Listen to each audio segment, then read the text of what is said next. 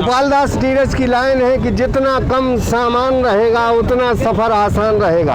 कभी भीड़ भाड़ भारतीय जनता पार्टी में हुआ करती थी, उस भीड़ भाड़ को छोड़कर कांग्रेस में आई हैं श्रीमती पारुल साहू केसरी जी।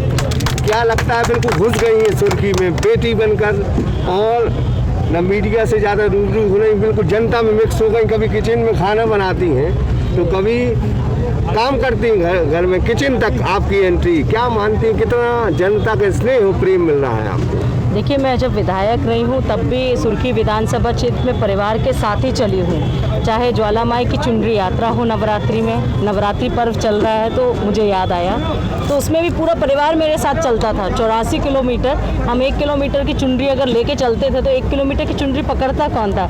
हमारा पूरा परिवार पकड़ता था।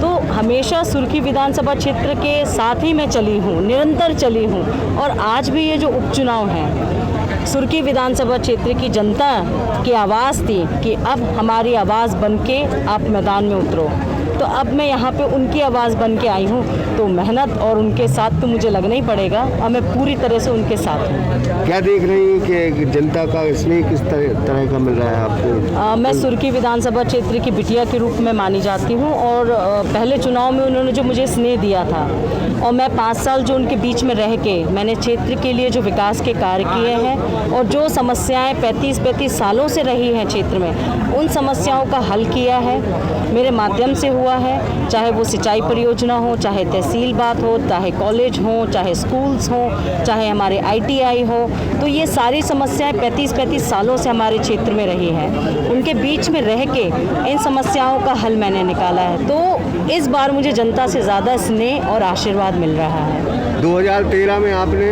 भाजपा की कैंडिडेट बन के गोविंद सिंह को रुला दिया था।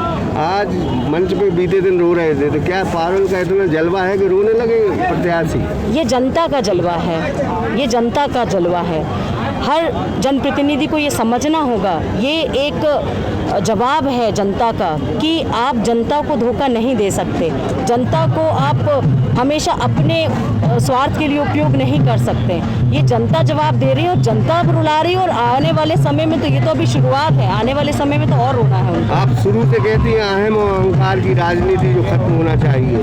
जी, तो ये अहम और अहंकार ही तो है, डर और अहंकार जो सुर्खी विधानसभा क्षेत्र में पनप रहा है। आप देखिए, छोटा से छोटा अगर कोई व्यक्ति है, अगर सही को सही कहता है, आप उस पर कार्रवाई करते हैं, अपने पावर का मिसयूज़ करते हैं, ये गलत है। जनप्रतिनिधि का काम जनता की सेवा करना होता। आप सेवा तो कर नहीं रहे, लेकिन डरा रहे, धमका रहे। अब जनता भी आखिरी दिन आपको अच्छे से डराएगी जब वो बटन दबाएगी। जनता के साथ पूरे टाइम खड़ी रहेंगी पारुल?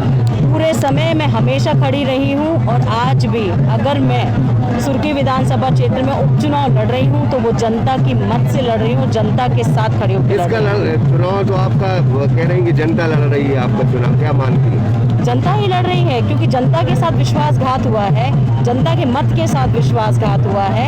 आपने जनता से पूछा नहीं है एक बार कि भैया आपने जो वोट दिया था हमें कांग्रेस पार्टी पे, वो हम बैंगलोर में जाके सौदा करें। वो कहते हैं 21,000 से जीतेंगे, गोविंद का डायलॉग। आप जनता का जब स्नेह मिलता है तो आप कितने से जीत मानती हैं? ये संख्या मैं नहीं कहूँगी, अब जनता सबसे बड़ी होती है। जब जनता चुनाव लड़ती है उसकी कोई गिनती नहीं होती है, अनगिनत वोटों से।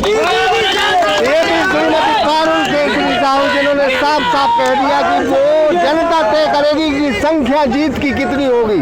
उन्होंने पूरी तरह से बिल्कुल जनता में घुसकर, कभी वो किचन में घुस जाती हैं, कभी रसोई में घुस जाती हैं, कभी बेडरूम में घुस जाती हैं। तो वो कहती हैं कि अगर गोविंद सिंह राजपूत का 25 साल से घर घर का नाता है, तो पारुल साहू की भी 10 तक रसोई घर और किचन तक है, बेडरूम तक है। ब्रह्मदत्त दुबे, सागर एक्सप्रेस न्यूज सुर्खी। सागर एक्सप्रेस न्यूज की वीडियो अगर आप YouTube पे देख रहे हैं तो उसे सब्सक्राइब कीजिए, और अगर यही वीडियो आप Facebook पे देख रहे हैं तो उन्हें लाइक कीजिए, और अगर आप कमेंट लिखना चाहते तो कमेंट भी लिखिए।